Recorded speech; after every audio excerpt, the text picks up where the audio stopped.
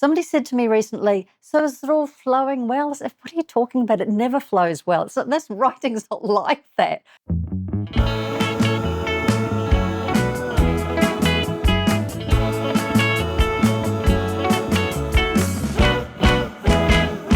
I'm Amanda Hampson. I've been a Penguin Random House author for 20 years, and my most recent release, coming out on the 1st of April, is The Deadly Dispute, which is the third in the Tea Lady series.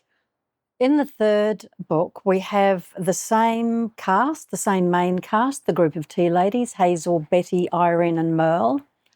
Hazel, in the last book, lost her job at Empire Fashion Wear, and she now is quite desperate for work, and she gets a job on the docks. So the docks in Sydney, and we're talking 1967, were absolutely lawless. The painters and dockers, which were a union but also a criminal organisation, were running the docks. So Hazel gets in very much over her head, getting caught up in a crime down there and missing her wonderful days back in the fashion world. So yeah, lots of twists and turns. And so Irene has a different path altogether. She is still living in the attic of the brothel at 555, and she's asked to clean a house down in Darlinghurst. And at that time, and this is historically correct, I do bend history, but it's basically correct, there was the Maltese mafia down there, and a fellow called Joe Borg was the head of that. And so Irene becomes very worried that those mafia will bomb that house down there, and she'll be in the house at the time. So she goes to war with the mafia, who she constantly refers to as the Maltesers, which confuses absolutely everybody. The Tea Ladies came from an idea that I had. I'd always wanted to write a crime novel, but cosy crime. I don't like violence. I don't like explicit violence particularly. And I always loved Agatha Christie. So I had thought of a change of direction, and I saw a post on a Facebook site, and it had a picture of a tea lady with her trolley and her penny, and there were hundreds and hundreds of comments of people remembering tea ladies very affectionately. And somebody wrote in the comments, the tea lady knew where the bodies were buried. And the idea was born there and then, because I suddenly thought, well, a tea lady in those days in the 60s, 50s and 60s were really the heyday of the tea lady. She would have had diplomatic immunity at a time when most workplaces were very divided in terms of social class. And so, for example, and I have worked in a garment factory in Liverpool in England when I was a backpacker, and the factory girls never went up to the office, and, you know, people did not go higher in the building. But she would have diplomatic immunity, and she'd probably have the trust of many people in the company. So what if there was a little group of these tea ladies that worked in a particular area? Why not the garment industry? Because I knew I wanted to set it in the 60s.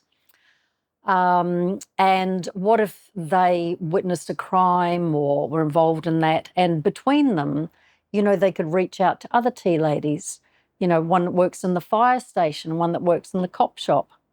So for me, it came together very quickly. I was a teenager in the 60s. And so those teen years are incredibly vivid because everything is new to you. And although there were a lot of really rubbish things happened in the 60s generally, the fashion, the music, and being a teenager in that time was amazing. So I thought, okay, I would have a kind of almost unique view of that, being able to bring all those elements together. So that's how the Tea Ladies, the concept was born. The Tea Ladies is not my first book, but it's been the most successful in 20 years. So it took me 20 years to become an overnight success. So my first book, The Olive Sisters, which was published 20 years ago and is still in print, was successful. And then I've written quite a few books in between. Some have been more successful than others. So my book previous to the Tea Ladies Lovebirds was Caught in Between Two Lockdowns. And it was a book that I was very proud of, that I really loved, got the best reviews of any book I've ever had, but just lockdowns killed a lot of books.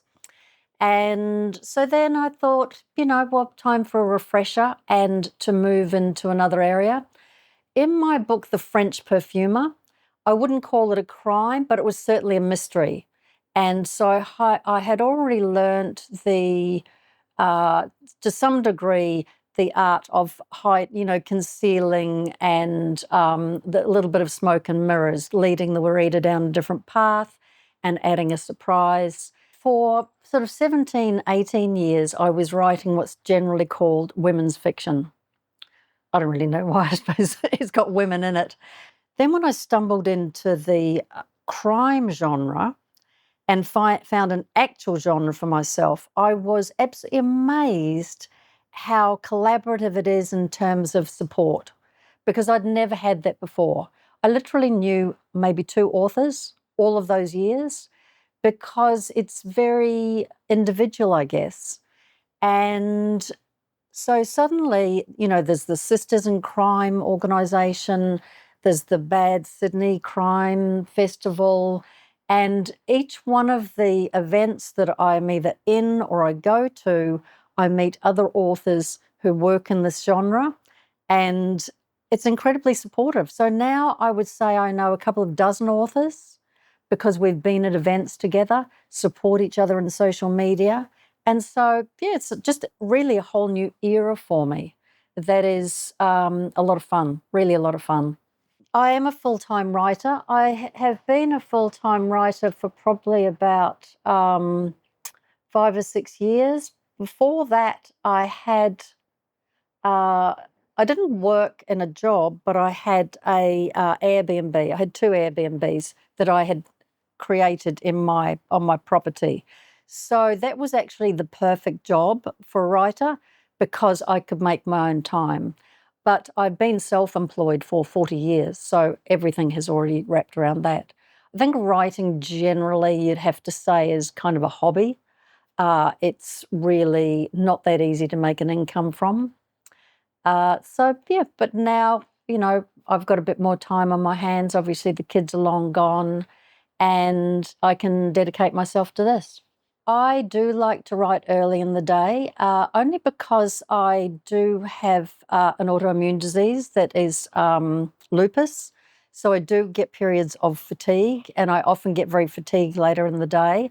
So I like to start early, and the way I work is I start on the first draft. I don't have any plans whatsoever. I have a couple of themes in my head about where we might be going. For example, the docks, really interesting area to explore at that time. Then I look at the docks and I look at the unions, I look at other things that were happening in the 60s. So they're the themes. But the actual plot, I write a sentence at a time. I write something and then something else comes up and I do that. So initially I start to work on minimum 500 words a day because it's painful. Somebody said to me recently, "So is it all flowing well?" I said, "What are you talking about? It never flows well. So this writing's not like that." She said, "Oh, really?" Yes, really. Um, so then once I'm warmed up to it a bit, I'll be getting to 1,000, maybe 1,500 words a day. So it's really pretty rubbishy. And so I'm just keeping on going until I get around about 70, 75,000 words. Then I've still got maybe 3 chapters to go and a lot of fleshing out to do. So I have to sort of go back and smooth it out from the beginning. And so obviously new characters have come in and new clues, and I go back and incorporate them. So it's really threading things from the back to the front over and over again. So that's how it works for me. The lucky dip question is, are you a footy or a gallery person? I am the least sporty person imaginable, even though I moved to Melbourne I'm definitely a gallery person, and I absolutely love the fact that Melbourne has so many galleries, and I go to the NGV, and yes, so definitely a gallery person. I think the role of writers in 2025 is on a number of different levels. There are obviously people writing nonfiction that is incredibly uh, important to educate people and to analyze this world that we're currently living in. I think for me, the important thing is to allow people to escape, indulge in a bit of nostalgia, have a bit of a break from the news cycle, and be transported to another world. And I think that is also a valuable role to play in the maelstrom that is outside our doors right now. What I like reading is literature that explores, I guess, humans and relationships. And I do read crime, that's sort of part of the job. But, and I am obviously, I'm about to do a crime tour with a number of authors and I read all their books. But the book that I read most recently that I absolutely adored and recommended to everybody was Intermezzo by Sally Rooney. And if anybody stands still for long enough, I will thrust Claire Keegan's books into their hands, Small Things Like These. Oh, I just love that. So I guess I love beautiful writing. When I was young, let's say when I was a kid, we didn't have so many what you might call commercial kids' books. It was Little Women and Dickens. I loved Great Expectations, um, Mark Twain. So what would be called classics now, and probably relatively difficult reading. In my 20s, it was Jane Austen and Thomas Hardy and all of these kind of writers that really appeal to me. Um, and so I've just very much continued in that vein. I like to read really, really good writing, as well as books that have a strong plot. But yeah, I'm reading all the time. I never stop reading. If I'm without a book, it's like being without water for people who like to stay hydrated. It's just like, oh no, I haven't got a book. What am I going to do? And if I go on holiday and I don't have enough books, I get really, especially if you're in a foreign country, I'm going around looking for an English bookshop just in case I run out of books to read. When I was a child, we didn't have television. I lived in a remote farm in New Zealand. It's not that remote anymore because the towns come out to meet it. The book that I absolutely loved that I read when I was about 10 was Heidi. And what I adored was that a child on a farm in New Zealand could be transported to the Alps. And, you could hear the wind singing in those trees. And I used to have bread and milk for breakfast. It's disgusting. I would not recommend it. But what I loved was the idea that you could evoke this with words on the page. So I was never somebody who wanted to see their name on the cover of a book or have some kind of personal attention or accolades. It's just embarrassing. I really wanted to deliver this experience on the page, really just with words. I think it's a miracle that words on a page can make you laugh, can make you cry.